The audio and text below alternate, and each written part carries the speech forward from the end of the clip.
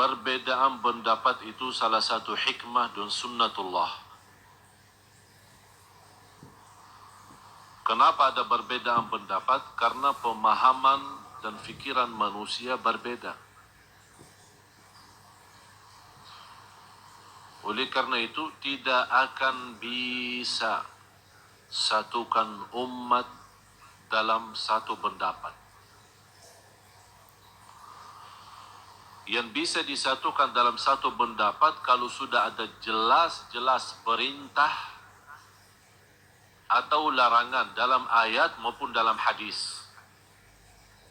Kenapa muncul berbeda pendapat? Contohnya, nisfu Sya'ban. Memang ada hadisnya. Ada hadis apa? Hadis yang disahihkan Syekh Al-Albani rahimahullah. Syekh Al-Albani salah satu ulama yang terbaik sedunia, yang sudah diakui sebagai ulama ahli hadis, teliti hadis ini, dan beliau menyampaikan hadis ini sahih. Dan riwayat bermacam, ada Musnad Ahmad bin Hanbal, ada Musannaf Ibn Syaibah, ada Tabarani, ada Baihaqi, banyak riwayat.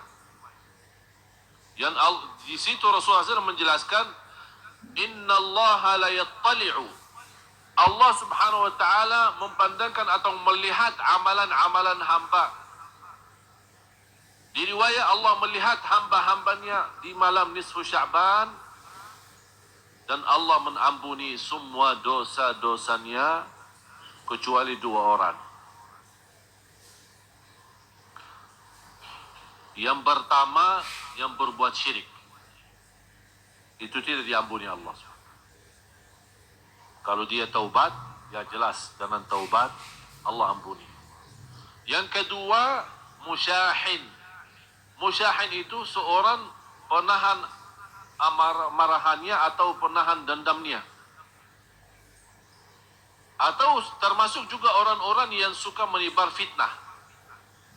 Adu domba, isu orang sana, isi sana. Jadi perbuatannya tidak sesuai, malah dia memfitnahkan supaya ini berpisah umat, berpecah umat. Ini juga termasuk orang yang tidak diampuni Allah Subhanahu wa taala. Jadi lewat hadis ini jelas-jelas menyampaikan keutamaan dan kemuliaan malam nisfu Sya'ban.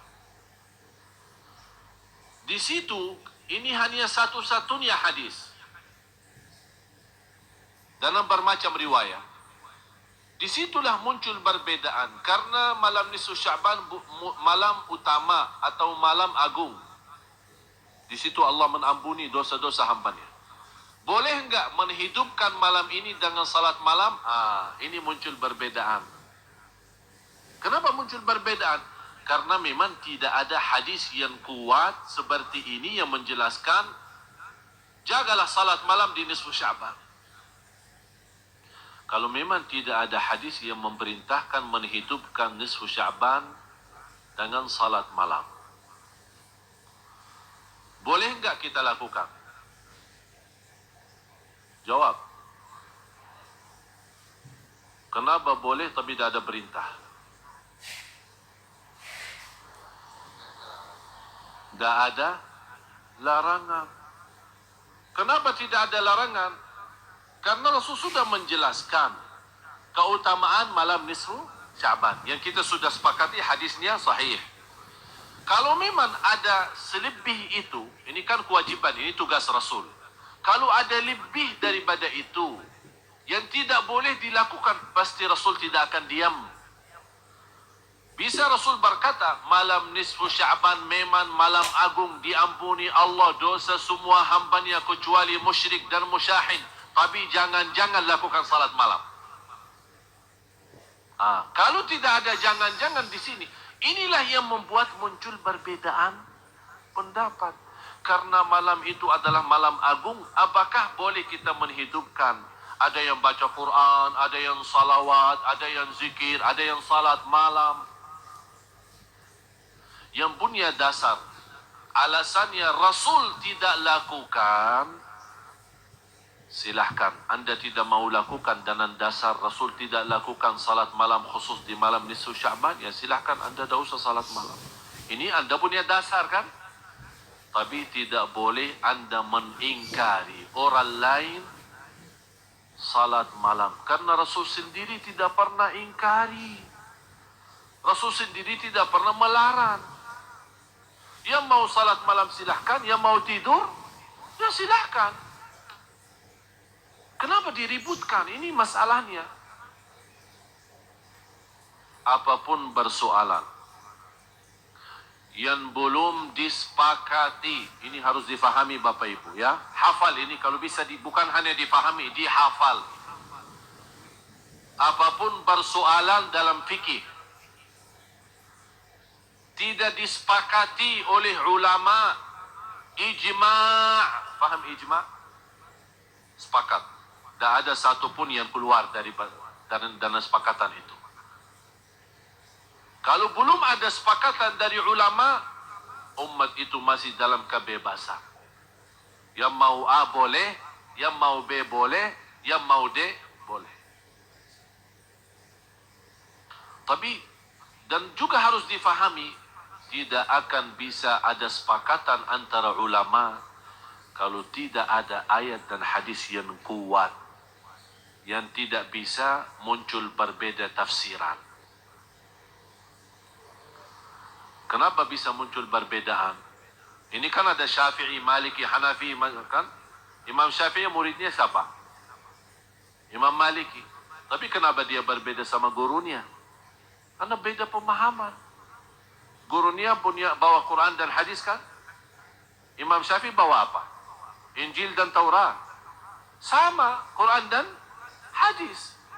Dia menghormati gurunya, tapi mohon maaf, anak punya pemahaman beda. Ini kan kemampuan fikiran manusia. Apalagi dikenal Imam Syafi'i sebagai orang ulama yang cerdas, termasuk dari sisi bahasa. Kalau Imam Malik lebih kuat ilmunya di sisi hadis, kalau Imam Syafi'i lebih kuat di sisi fikih. Ya di situ kelebihan masing-masing. Ini kan karunia Allah.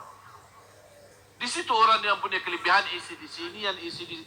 Di situ umat baru bisa bersatu. Tapi jangan orang merasa diri, ana yang benar, yang lain salah. Ana dah mau tahu. Ada yang megang tokohnya, katanya, ana dah mau tahu selain qala Allah, qala Rasul. Yang menyampaikan kepada kita qala Allah dan Rasul siapa? Iman kita sudah waktu turunnya wahyu, kita ada di situ. Ada enggak? Kalau kita bilang tidak mau tahu selain qala Allah, qala Rasul, yang membawakan kepada kita qala Allah dan Rasulnya siapa? Ulama kan? Dan Rasul sudah menjelaskan ulama para waris, ahli waris dari para Nabi. Mewariskan Nabi, artinya ilmu Nabi, para Nabi diwarisi oleh ulama. Ulama yang meneruskan, menjalankan. Beda masa, beda zaman, beda budaya, beda pemahaman, beda mazhab. Ini semua pengaruh dari zaman dulu sampai sekarang. Apalagi munculnya yang menjadi bahasan saya di majalah insyaAllah bulan Ramadan. Tanggal 1 Ramadan sudah terbit majalah Ramadan. Saya khusus di situ membahas supaya Bapak Ibu juga mengerti kondisi yang setiap tahun kita hadapi. Sampai orang bingung, mau ikut Muhammadiyah atau ikut pemerintah, mau puasa duluan atau belakangan. Malah saya bertemu seorang jamaah, dia salat lebaran 3 kali, Idul Fitri. Tanggal 28 karena dia ikut Naqsyabandiyah. Naqsyabandiyah apa di kampung mana itu? Kemudian dia ikut Muhammadiyah dan juga ikut pemerintah. Kata dia, kan itu namanya salat. Udah tak apa-apa, biar sama-sama. Kadang-kadang dia puasa tapi ikut salat lebaran. Ini kan sebenarnya salah satu persoalan yang kalau orang ulama pasti mengerti perbedaan itu. Tapi yang kasihan awam kan tambah bingung. Nah, sekarang saya ikut siapa? Mau ikut ini atau ikut ini? Mana yang benar ini? Malah kadang-kadang kita lihat ada orang dari luar pun dia ikut negerinya. Dia orang asing, oh pusing, di Indonesia tidak jelas. Udah Dia dari mana? Dari Mesir. Udah saya ikut Mesir aja. Padahal dia tinggal di... Ini insya Allah menjadi bahasan saya di majalah. Nanti insya Allah kalau Bapak Ibu berkenan nanti dapat majalah Ramadan itu. Nanti di situ angka akan mendapatkan. Saya kumpulkan di situ semua perbedaan. Dan dasar saya bahas sedetil-detilnya, saya dalami semua supaya Bapak Ibu ngerti. Nanti ujungnya kesimpulannya apa. Supaya harus Bapak Ibu menurut saya, inilah saatnya jamaah kita ini, umat Islam di Indonesia, dinaikkan kualitas ilmunya. Naik, harus faham. Supaya jangan, karena saya punya prinsip, man kathura ilmuhu, qalla inkaruhu. Semakin banyak ilmunya, seorang akan sedikit mengingkari perbedaan. Kenapa sekarang banyak muncul ingkar, ini dah boleh, ini boleh, ini dah boleh? Karena mereka belum faham. Hanya faham dari satu sisi. Kalau kita perhatiin, angka 7 bahasa Arab, bisa diketik angka 7 enggak? Bisa enggak? Enggak ada Arabnya. Makanya ada Arabnya dong. Masa penceramah orang Arab asli kok enggak ada Arabnya? Ada satu cerita yang saya buat dari angka 7. Kalau angka 7 Arab itu begini kan? Fe ya. Kalau 8, fe balik ya. Saya waktu ada satu persoalan dapatan sama satu orang. Ujung-ujungnya tidak selesai. Udah saya bilang begini. Saya tulis angka 7, V ya. Saya di posisi di sini, beliau di situ. Pak, tolong bacain. 8. Maaf Pak, saya lihat 7. Maaf Syekh salah. 8. Maaf, inti belum faham. 7. Ribut 8, 7. 8, 7. Habis itu dia bosan. Belum faham ya apa yang saya maksud. Enggak. Udah begini. Karena inti megang pendapat ente, ana megang pendapat saya. Tidak akan nyambung. Udah begini aja. Tolong Pak Bindah datang sini tolong sama saya sebelahan. Biar kita jadi sahabat. Begitu dia datang, ayo bacain apa? 7. Udah, ajak saya ke sana biar kita sama-sama sahabatan. Tapi di sebelah sana. Ayo. 8.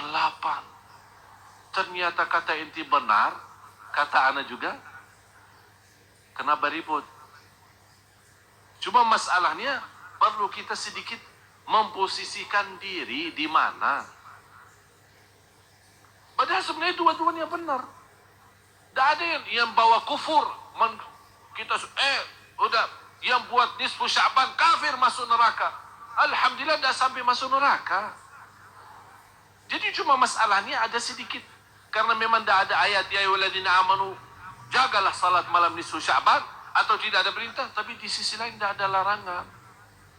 Itu aja. Karena di sini inti tidak menerima perintah, saya tidak menerima larangan karena prinsip Rasulullah SAW ada perintah atau larangan. Dan banyak hal yang lain seperti itu. Dan tidak ada dasar kuat alasannya kita tidak boleh lakukan kecuali yang dicontohkan oleh Rasul. Ada orang berkata, kenapa bikin begini? Apakah dicontohkan oleh Rasul? Saya pernah duduk di masjid megang tasbih. Saya suka kalau megang tasbih, saya suka diam-diam ya. Saya itu mau buat apa tunjukin orang? Pas live di TV ditunjukin tasbihnya. Oh, Masya Allah ahli tasbih. Ya ahli tasbih sendiri, jangan di hadapan orang. Jadi kalau saya lagi duduk sendiri, suka megang tasbih. Tapi tidak saya tunjukin ke orang. Tapi kebetulan pas ada orang sebelah saya, lihat tasbih. Langsung negur saya. Mohon maaf Syekh, saya rasanya tidak enak. Apa? Tasbih bid'ah.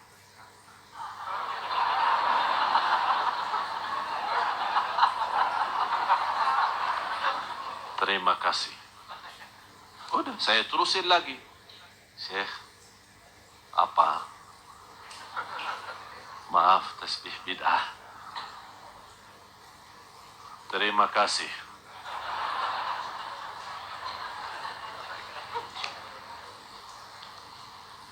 Kan kita orang Islam, tak boleh melanggar Rasul. Jadi, gimana ya? Kan Rasul tak pernah megang tasbih. Jadi bid'ah kan?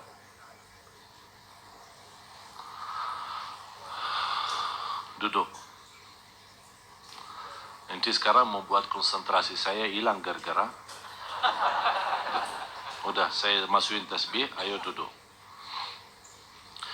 Apa dasar kamu tasbih itu bid'ah? Saya minta dasar yang kuat. Ya ayyuhalladzina amanu, jangan megang tasbih. Itu sudah jelas, kuat.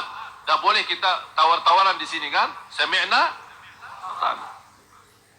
Ana minta menurut ente, seperti tadi kan 78 kan? 78. Kenapa tak boleh? Kenapa menurut ente tasbih itu bid'ah?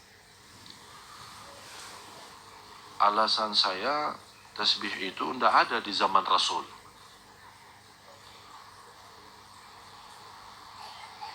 Itu aja dasarnya. Ada kira-kira yang sesuatu, kalau ini dasar awam. Saya minta dasar ilmi, ada ilmunya gitu.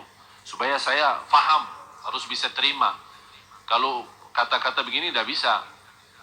Ya itu dasar saya, karena tasbih tidak ada di zaman Rasul, jadi sekarang munculnya tasbih jadi bid'ah. Udah, saya jawab dengan prinsip yang sama. Kamu dari kepala sampai ujung kaki bid'ah, karena kamu tidak ada di zaman Rasul.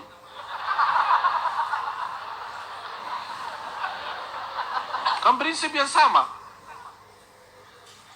Apakah ini bisa jadi dasar? Banyak hal yang tidak ada di zaman Rasul. Banyak. Dalam hal ibadah maupun di luar ibadah. Apakah kita semua menjadi bid'ah?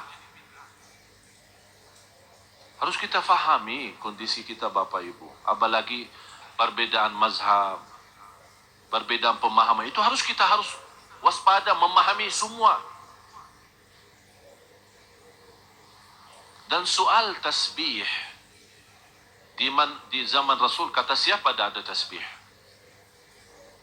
Ada di zaman Rasul tasbih.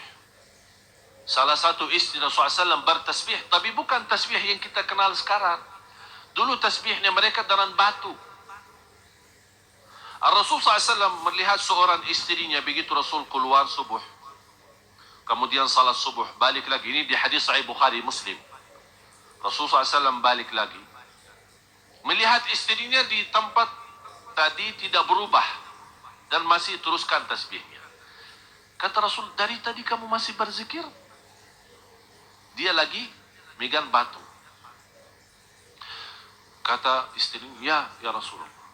Kata Rasulullah SAW, saya setelah kamu mengucapkan 3 kali sebuah kata, kalau ditimbang di sisi Allah jauh lebih berat 3 kali yang saya ucapkan daripada sepanjang kamu duduk baca zikir itu. Subhanallah wa bihamdi adada khalqih wa ridha nafsih wa zinata arshih wa midada kalimatih. 3 kali. Ulama mengambil dari hadis ini, Rasul menegur istrinya soal zikir. Memberikan zikir yang simpel, yang sederhana, tapi pahalanya lebih besar daripada sepanjang dari subuh sampai terbit matahari. Tapi Rasul tidak membahas soal batu yang dimegang sama istrinya. Ulama mengambil kesimpulan, Imam San'ani, salah satu ulama Ahlus Sunnah yang besar di Yaman, beliau menyampaikan, karena Rasul tidak mengingkari memegang batu dengan zikir dengan batu, tidak ada perbedaan dengan batu yang tertumbah sama batu yang tersusun.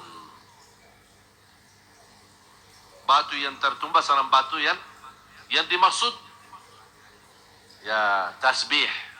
Yang sekarang kita namakan tasbih. Katanya Rasul kalau berzikir tidak pernah megang tasbih, beliau bertasbih dengan tangan. Sekarang pertanyaan saya, ya Allah pusing kadang-kadang. Pertanyaan saya, yang sekarang bertasbih dengan tasbih, dia baki tangan atau baki kaki?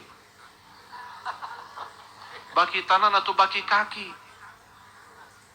Katanya Rasul kalau bertasbih dengan tangan. Terus yang lagi megang tasbih baki apa? Baki tangan juga. Apa bedanya baki tangan dengan jari sendiri atau baki tangan dengan tasbih? Bedanya apa? Tolong kasih tahu bedanya apa? Ya kecuali kalau ada orang bertasbih dengan kaki, baru kita bilang, oh maaf, Rasul kalau bertasbih baki tangan. Terlalu apa namanya?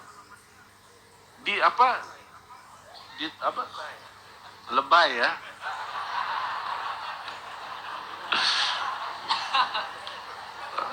Bapak Ibu, ada satu kaidah Rasulullah SAW punya prinsip. Kalau ditawarkan dua hal, ada yang terbaik, yang terbaik itu sudah nomor satu yang terbaik. Ada yang termudah.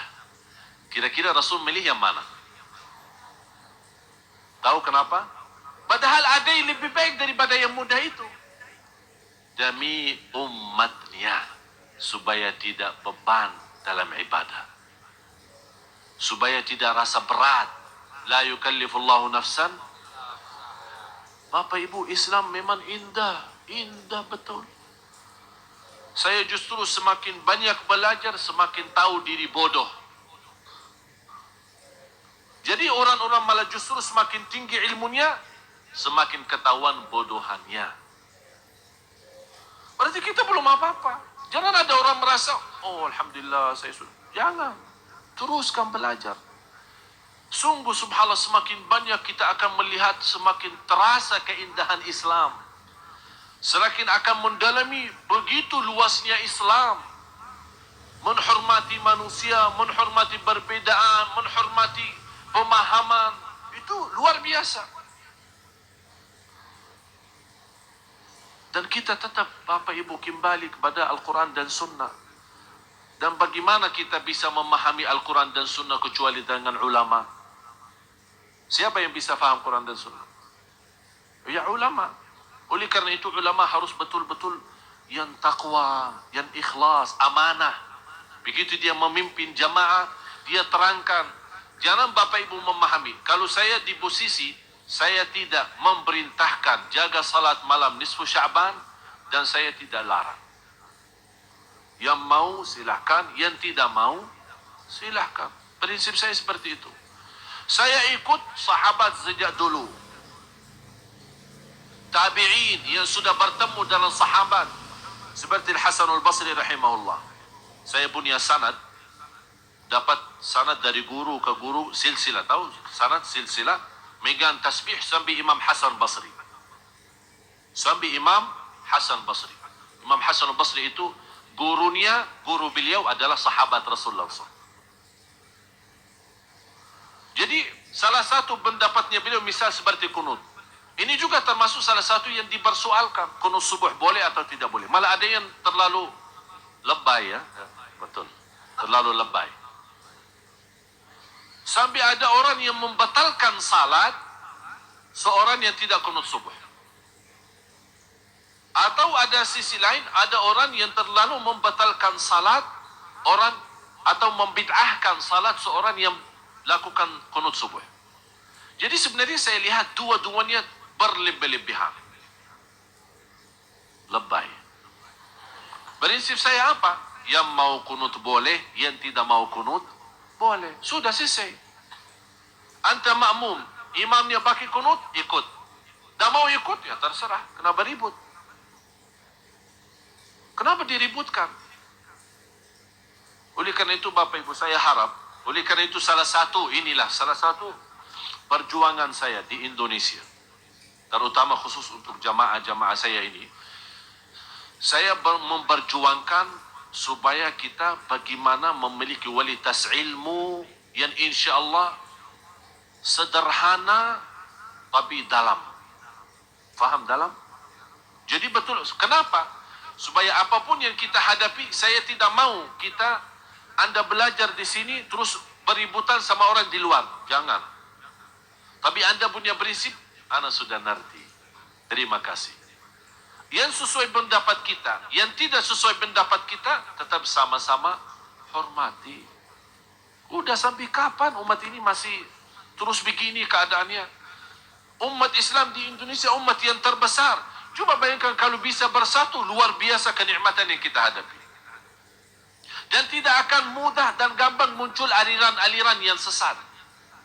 Sekarang gampang muncul aliran Ahmadiyah dan yang lain-lain. Dan menurut saya, al-haq dan yang benar nyata dan jelas. Dan batil juga nyata dan jelas. Yang kita minta satu, saat Bapak Ibu baca Al-Fatihah, rasakan ihdinas siratal. Itu yang dirasakan. Ya Allah, memang sekarang Indonesia lagi menghadapi bermacam-macam pemahaman, perbedaan, sampai tertanam kebencian, tertanam bermusuhan. Ihdinas siratal mustaqim. Ya Allah, berilah kepada di antara semua yang sudah menghadapi persoalan ini sampai membuat umat bingung, malah orang bisa tersesat. Ya Allah, selamatkan. Dengan apa? Ihdinas siratal mustaqim. Jadi Bapak Ibu, begitu Anda lagi salat, tolong kalau bisa apalagi lagi salat sunnah, boleh stop sebentar ya. Maksud saya stop apa? Begitu Anda baca ihdinas siratal mustaqim, stop sejenak ya. Sebentar aja. Rasakan, hayati. Supaya di dalam salat kita bisa betul termasuk kita bukan hanya salat biasa, tapi isi daripada salat bermunajat, memohon. Ya Allah, umat ini sudah berantakan, saling menyiasatkan, saling membid'ahkan. Ya Allah, ihdinas siratal mustaqim. Ya Allah, saya tidak mau menjadi orang tersesat, tidak mau jadi orang hati hitam gara-gara perbedaan.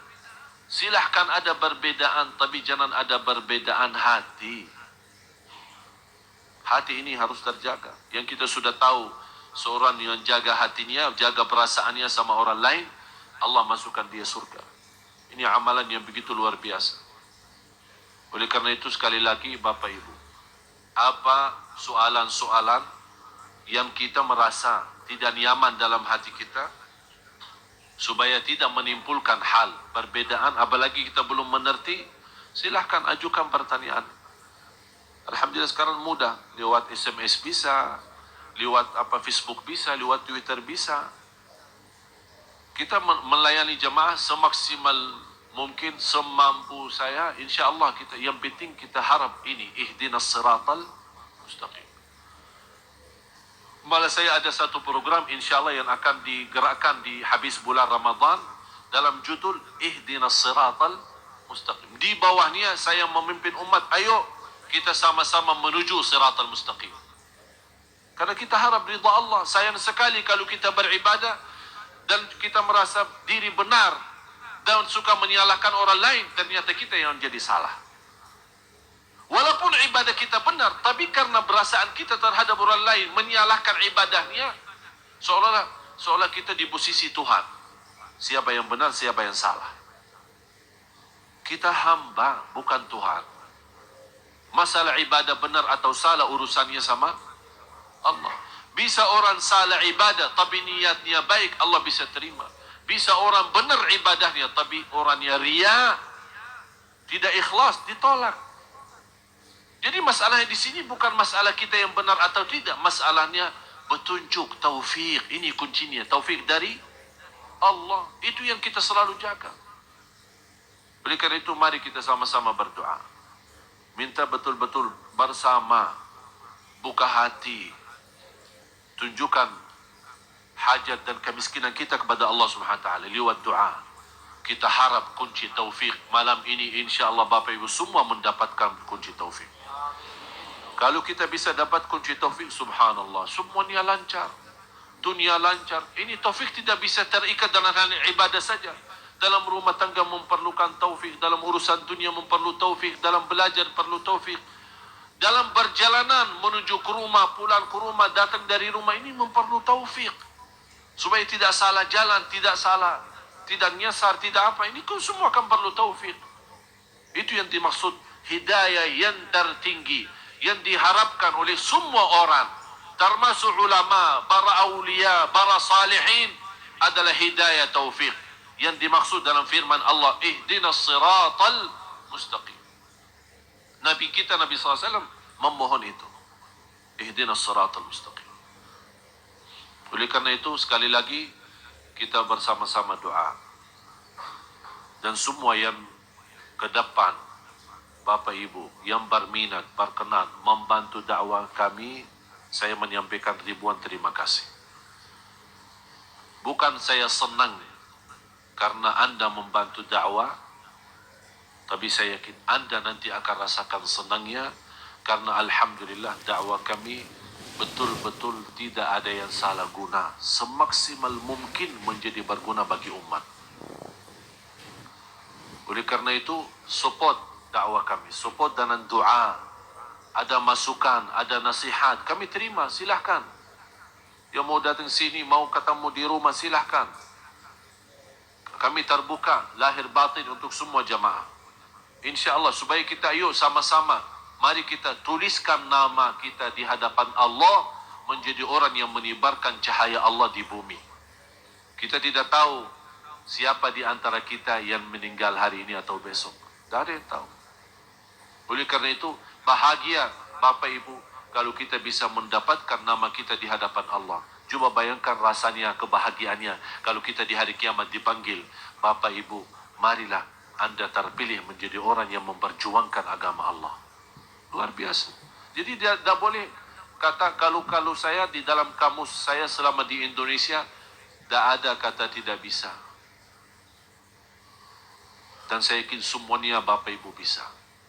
Ada yang bisa dengan merasa tidak punya ilmu banyak, tapi insya Allah dengan rezeki yang ada dia bisa. Dengan ucapan yang baik dia bisa. Dengan doa dia bisa. Dengan hati yang ikhlas dia bisa. Dan semua saya yakin semuanya bisa. Masing-masing punya kelebihan. Saya tidak minta semuanya, tapi lebih baik banyak ikhlas daripada sedikit tidak ikhlas. Betul ya? Mari sama-sama kita berdoa.